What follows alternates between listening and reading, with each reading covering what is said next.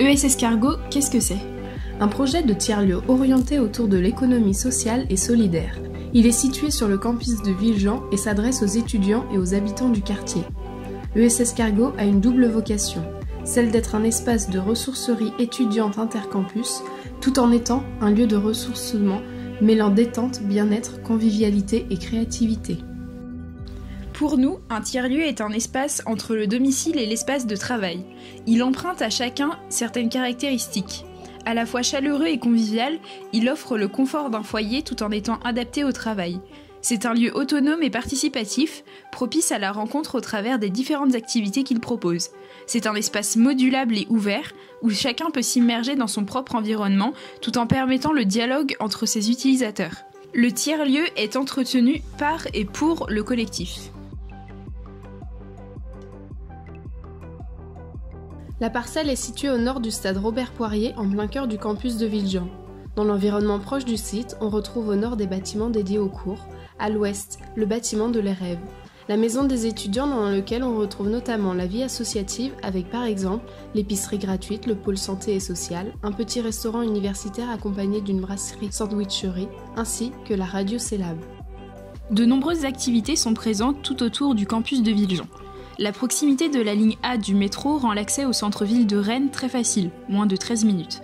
Cependant, après minuit, lorsque le métro est fermé, il n'y a plus d'activité dans le quartier et il faut plus de temps pour accéder au centre-ville. C'est pourquoi nous voulons que notre tiers-lieu soit ouvert 24 heures sur 24, plusieurs jours par semaine pour animer les soirées des étudiants sans qu'ils aient besoin de traverser toute la ville. Notre volonté est de créer un espace pour tous, un lieu qui peut être accessible de jour comme de nuit. Suite à l'analyse bioclimatique de la parcelle, nous avons décidé d'orienter nos bâtiments plein sud afin de bénéficier au maximum des apports solaires. Les toitures sont en pente vers le sud pour accueillir les panneaux solaires qui alimentent partiellement nos bâtiments en énergie. Notre volonté est de venir créer un élément à la fois habitable et sculptural. Le ruban protège, crée des espaces d'assises mais également des seuils d'entrée.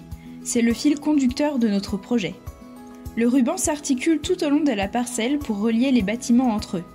Il est constitué de poutres de charpente récupérées, de sections de bois, de chevrons, tandis que la couverture est faite d'éléments plastiques récupérés comme des affiches publicitaires, des sacs plastiques de supermarché, des toiles cirées et des voiles de bateau. L'utilisation de ces éléments disparates permet d'apporter de la couleur au projet, comme les habitants du quartier l'ont demandé. Des planches de bois récupérées sont utilisées sur les parties assises du ruban. Les sections sont assemblées avec des éléments métalliques. Lorsqu'un élément est endommagé tel que les bâches ou les sections de bois, il peut être facilement remplacé, permettant ainsi à la figure du ruban d'évoluer. Les fondations du ruban sont faites avec une structure légère. Des pieux en acacia viennent s'enfoncer dans un terrain jusqu'à refus. L'acacia est un bois imputrescible. Une accroche métallique réglable relie la fondation au poteau en bois pour contrer les remontées capillaires. Le ruban permet de délimiter différents espaces enherbés et pavés libres d'usage, pour que les utilisateurs puissent se les approprier. Une place pavée se situe entre notre projet et le bâtiment EREV. Elle permet une grande visibilité sur notre projet depuis le reste du campus et fait le lien avec la parcelle au-dessus qui contient le potager. Les espaces enherbés peuvent être utilisés pour les concerts en plein air et les loisirs extérieurs. Nous avons décidé de scinder notre programme en 3 blocs distincts pour occuper au mieux la parcelle qui nous est donnée et ainsi créer différentes ambiances au sein du tiers-lieu. Le bâtiment principal de notre projet regroupe l'espace de coworking et l'espace de cuisine partagée. C'est un lieu multifonction et modulable. Il est ouvert et offre la possibilité de créer de plus petits espaces de travail ou simplement un grand espace pour des projections de films, des ateliers thématiques ou bien des conférences.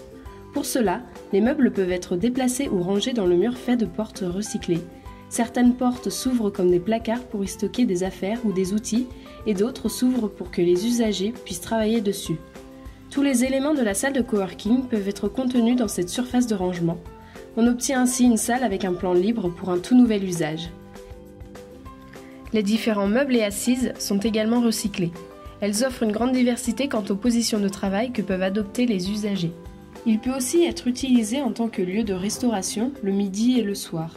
On y retrouve une petite cuisine qui elle aussi apporte d'autres types d'activités.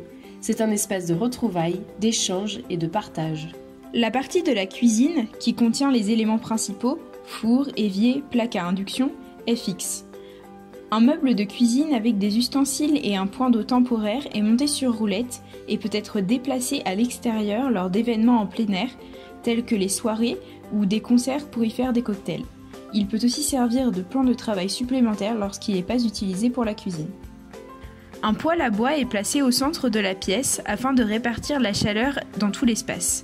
La présence des usagers n'étant pas régulière, nous avons créé un graphique hypothétique de la présence quotidienne de ces derniers afin de déterminer les moments propices à l'activation du chauffage.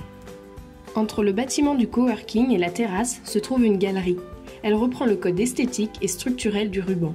Ce mur triangulé agit comme un brise-soleil pour la façade sud. Les surchauffes solaires en été sont ainsi limitées. Il permet aussi de lier visuellement l'espace de coworking à notre fil conducteur, le ruban. Cet espace est un entre-deux où les étudiants peuvent échanger et discuter dans un contexte plus intime. L'espace détente offre un endroit calme et refermé sur lui-même où les usagers pourront se détendre dans un cadre serein, entouré de plantes incitant à la relaxation. On y accède en traversant un bosquet. Ce dernier a plusieurs fonctions. Il sert de zone tampon en protégeant l'espace détente du vent provenant du sud-ouest et des apports solaires. Il augmente l'impression d'être coupé du monde. L'espace est découpé en 3 bâtiments. Seul le bâtiment central est fermé.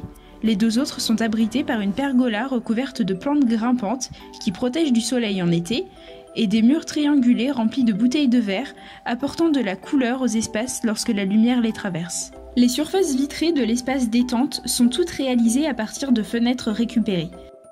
L'eau de pluie est récupérée dans des bacs issus du transport de l'industrie agroalimentaire. Ces bacs sont utilisés une seule fois avant d'être jetés.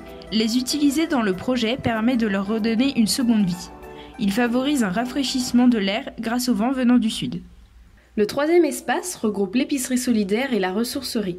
En complément de l'épicerie gratuite où des produits frais sont donnés, ce 3e espace ne contient que des produits secs, riz, vêtements, produits zéro déchet.